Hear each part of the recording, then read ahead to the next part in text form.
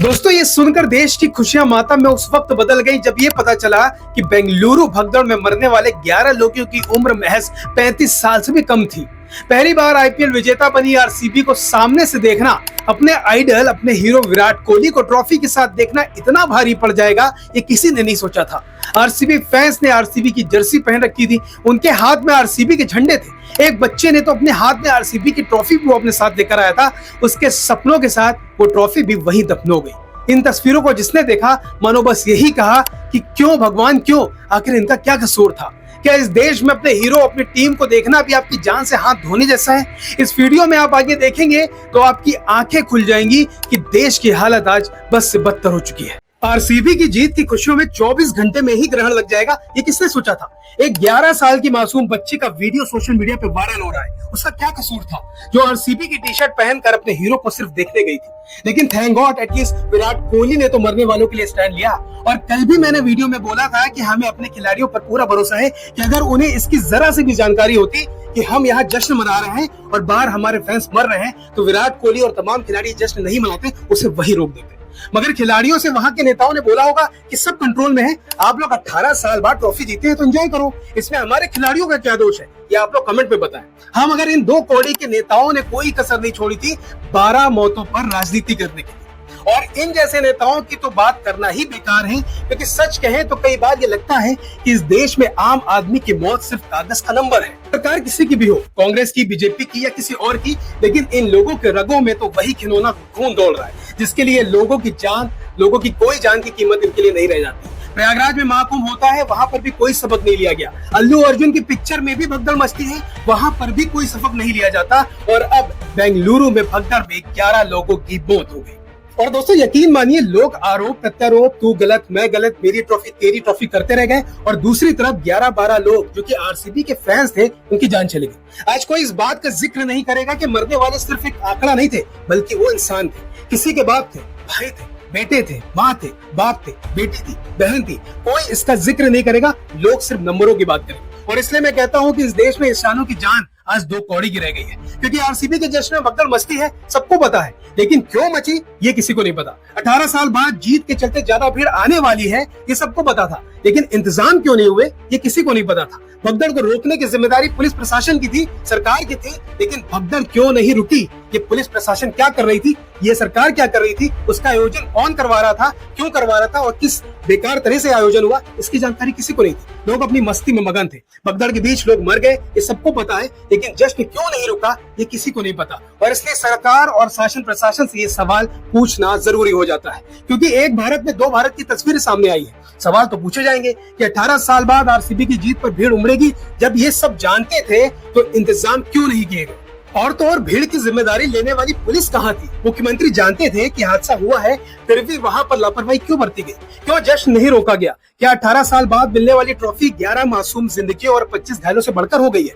इन मौतों का जिम्मेदार कौन है, गुनहगार कौन है? ये सवाल आज उठने लाजमी है। बाहर लोग मर रहे हैं, इंटरनेट पर वीडियोस वायरल हो रहे थे, हर आदमी के मोबाइल तक ये पहुंचे भी, लेकिन इसके बावजूद बेशर्मी से अंदर जश्न कैसे हो रहा था? क्या ट्रॉफी दिखाने की जल्दीबाजी इतनी ज्यादा थी कि 11 मौतों की खबर को नजरअंदाज कर दिया गया?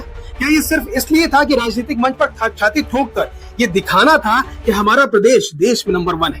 वोट पाने की चाहत में अंधे नेताओं को 11 मासूमों की चीखें नहीं सुनाई दी, या उन चीखों को सुनकर भी उसे दबा दिया गया? ये सवाल उठेंगे सरकार पर, ये सवाल उठेंगे आयोजकों पर, और ये सवाल उठेंगे जनता पर भी, क्योंकि वो त्रासदी के बीच जश्न को प्राथमिकता दे रहे थे। इस हादसों ने न सिर्फ बेंगलोर को ही बल्कि पूरे भारत को झकझोर दिया है। ये एक चेतावनी है कि भाई ट्रॉफी आती जाती रहेगी, आज इसके पास है तो अगले साल किसी और के पास होगी, लेकिन जिनकी जिंदगियां गई हैं वो वापस कभी नहीं लौटेंगे। टीम तेरी टीम, मेरा स्टेट तेरा स्टेट का तमाशा कर रहे लोग, आज उनको शांत होने की जरूरत है और सोचने की जरूरत है कि उन्होंने क्या खोया है और क्या पाया है।